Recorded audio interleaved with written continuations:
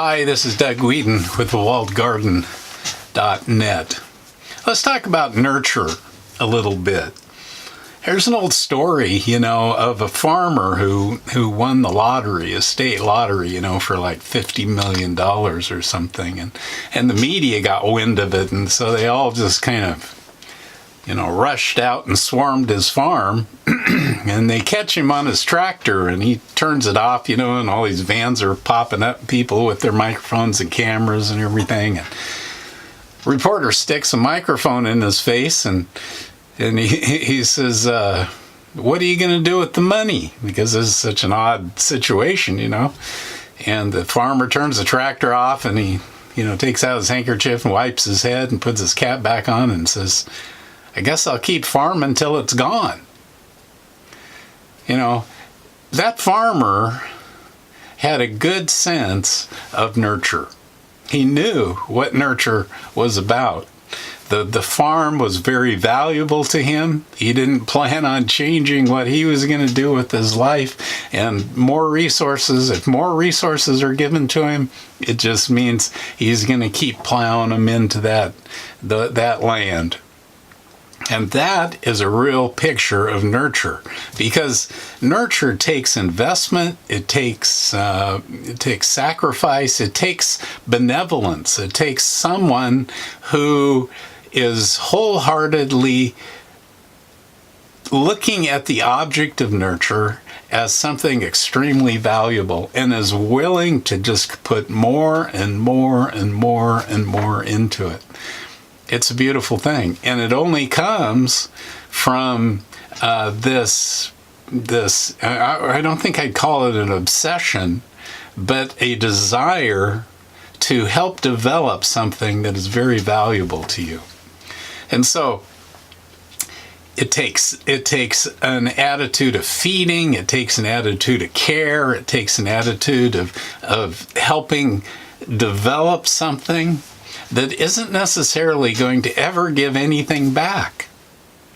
And that's why actual Christian nurture is impossible for our old nature to carry on, because our old nature is looking for opportunities to take and take and take, and to look at natural resources and squeeze all it can out of it for a bottom line so that you can, get something out of it and never put something back in. And nurture is just the opposite of that.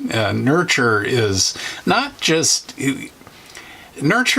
just looking to create a sustainable system or to get something to come into balance. Nurture is this idea of wanting this thing that you value to develop to its highest place, and you're just going to keep putting stuff into it so that it gets better and better and better.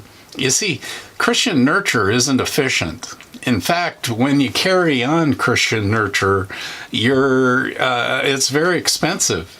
You're putting in more and more and more. And see, when you're looking at nurture, whether you can look at your family along these lines. You look at your children, you look at your spouse, whoever it is. You can look at the local church. You can start looking at people surrounding you in life, and you can start seeing how much potential is in them, and your desire to start investing, that they might become everything that God wants them to become. And you just become part of God's hand in doing that. So, wholeheartedness, it's not something that you go out and check a box and say, well, I'm going to be wholehearted. Wholeheartedness comes because you value what you're doing, and nurture is a part of that driving force in us. I think when God puts his heart within us, we begin to see the possibilities of nurture in other people. Nurture and craftsmanship have a lot in common. They're like cousins, because becoming a craftsman, you're someone that's not going to cut corners. You're someone that's going to take your time. You're going to do this thing in a way that's going to be a quality. investment. You're going to be using the best materials you can, and you're going to take the time necessary to make this thing work. Craftsmanship is something that God has in his nature, and he, originally designed us to have that kind of thing as well. Because nurture and craftsmanship are truly labors of love. Because you look at whether it's the people around you, whether it's your family, whether it's, your spouse, whether it's the local church in which you function, it becomes a labor of love. You're taking your time with people. You're utilizing the best you can find to help them become what God wants them to become.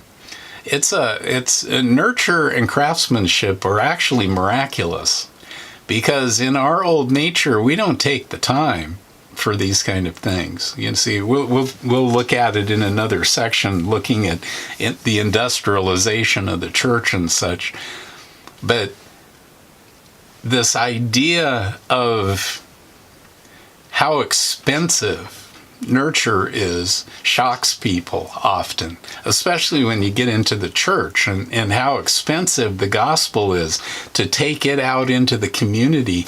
I mean, we will go through thousands and thousands of dollars to reach people, and there is not an efficient bottom line for all of that, because there's no guarantee you're ever going to get anything back. And it's the same thing, and I'm not talking about financially back, I'm talking about relationally back. I mean, it's the same thing with your anytime, even if in your marriage, in your family, whatever the case may be, you're pouring out before they even knew anything about it. They don't even know the behind the scenes sacrifice that you're making into the lives of other people, and there's no guarantee you're ever going to get anything back. That is normal to Christian nurture. We keep caring for, we keep, spading around the tree, we keep putting in inputs, and we hope for a great harvest in their lives. Not a harvest so that we can personally get something back, but a harvest that they may become what God wants them to be. So I think when it comes to nurture, it takes some getting used to on our part, because our old nature, from the time we're born and from the time we move forward, we simply move through sporadic activities of nurture. As a parent, we may give and give and give, but there can be strings attached, and there can be control mechanisms involved, and dysfunctional things happening there. But true Christian nurture that's going on all the time, that's going on sacrificially, an investment of and not because we have to, but because we see the potential. We start seeing through God's eyes. You see, it's a wonderful thing. And he is a craftsman, and we are objects of his craft. I mean, not just from creation, but look at how we've ruined everything. And his ability to salvage us and bring us to recovery is a testament to his ability to nurture and his ability to be a craftsman. And so he takes us, has us get alongside him, and like apprentices, we learn the trade. We begin to see through his eyes and see the possibility of what's going on in a person's life and what God wants to have happen. So I'd encourage you, you see, in Christian nurture, to practice your trade and walk alongside the one who is the greatest craftsman we've ever come across, the greatest designer, the greatest engineer, and he will lead us into places to invest ourselves. I encourage you, get out of the world system, come up for air and take a breath.